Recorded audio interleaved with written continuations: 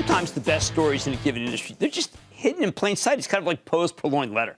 Take Stifel Financial, the St. Louis, Missouri-based investment bank whose research I read every day. This has been one of the best performers of the last 25 years. Ever since CEO Ron Kruszewski took over in 1997, the stock goes up, get this, roughly 4,000%, trouncing the performance of the big national investment banks. When you look under the hood here, the numbers continue to hold up. Stifel's posted 5 straight years of record earnings. It's got a rapidly growing lending business, too, with 46% loan growth last year, meaning it's poised to benefit from the Fed's rate hikes. Got to hear about that. Oh, and the company just doubled its dividend, one of my favorite signs of strength. While the stock has been range-bound for the last 12 months, could it resume its long march higher? Let's check in with Ron Kruszewski. Now, Ron is the chairman and CEO of Stifel Financial, and I think that he's also a very exciting guest because he's got a better handle of what's going on with rate hikes than anybody. Mr. Kruszewski, welcome to Mad Money. Oh, glad to be here, Jim. Hope all's well. Oh, Ron, it's great. You know, and I just think your research is so stupendous. That's why I'm so glad you're on the show. In your conference call, the last conference call, you were talking about 3 rate hikes and how good that would be. I mean, today we got the kind of a blueprint for as many rate hikes as the Fed chief wants. So to me, this is a good day for Stifel in terms of the net interest margin.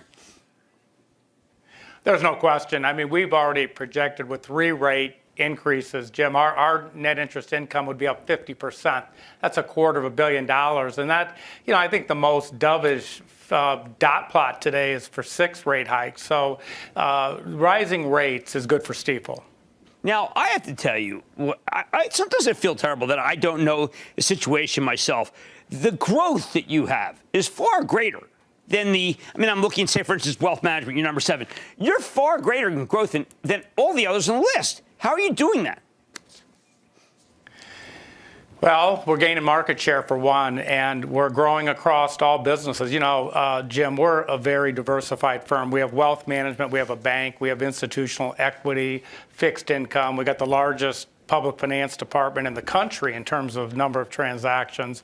And we're growing in Canada, the UK, Europe, Asia, and Israel, all over the place. So I just feel that we are taking advantage of what happened to the financial services industry after 2008. We're filling that void.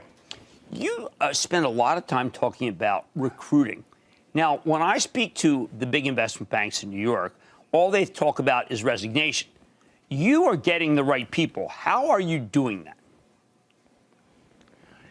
Yeah, it's a word that's overused, but it is culture and it's entrepreneurial, spirit. Our bankers, when they do well, we pay them well, and we give them a lot of tools to compete. So when we look at almost every market, we're looking to add people. And the good thing, Jim, is, what's amazing to me is I don't really need headhunters. People are calling me, and that's good. Now, why is that? I mean, I know it's a great brand myself, but is that because they're just people recognize that if you go to Stifel, you can have a pretty good living? I think if people realize no matter what business you're in, if you come to Stifel, you will share in the firm's success. And it's an incentive-based system, and people that are productive and entrepreneurial want to be recognized, and here they get recognized. So people are coming here. Do you think people realize, in general, 4th largest provider of U.S. equity research, 4th largest U.S. investment bank by U.S. equity trading volume? These are spectacular figures. And yet, when you're on my show, I feel like I have to tell everybody because I'm afraid they don't know you. Well, the street's kind of funny that way. It has a long memory, so it remembers that when I joined Stifel, our revenues were $100 million, Jim. Our market cap was $40 million. Today, $5 billion in revenues, market cap, has been $8 billion or so. And so that growth is hard to understand for a lot of people. They don't see it, and that's why I'm glad to be on your show, because I want to share our story here. Well, you're right, too. For instance, we happen to be big fans of a fellow by the name of Brian Jordan. Okay, now he is the CEO of First Horizon. Why did we put him on? We thought chronically undervalued, every quarter, chronically undervalued. And then one day we wake up, he gets a takeover bid. Why? Because it was chronically undervalued. I look at what you're doing in Stifel and I say to myself, why aren't you a $100 billion outfit? You are up there with the other guys. And you should talk about your banking franchise, about your banking research, because it's by far the best there is. Well, I really appreciate that. We built this firm on the institutional side around our research, and I believe that our research is second to none, both in the U.S. and in Europe. And, I hear you. The one thing is that I know Brian Jordan. He's a great guy, built a great bank, and he got a great price. We got a ways to run here at Stifel. We're going to continue to gain market share. I'll tell you that. Okay, so Ron, I'm a little worried. 2021, great year for IPOs. This year, it looks a little tougher. What the year-over-year comparisons, do we have to worry?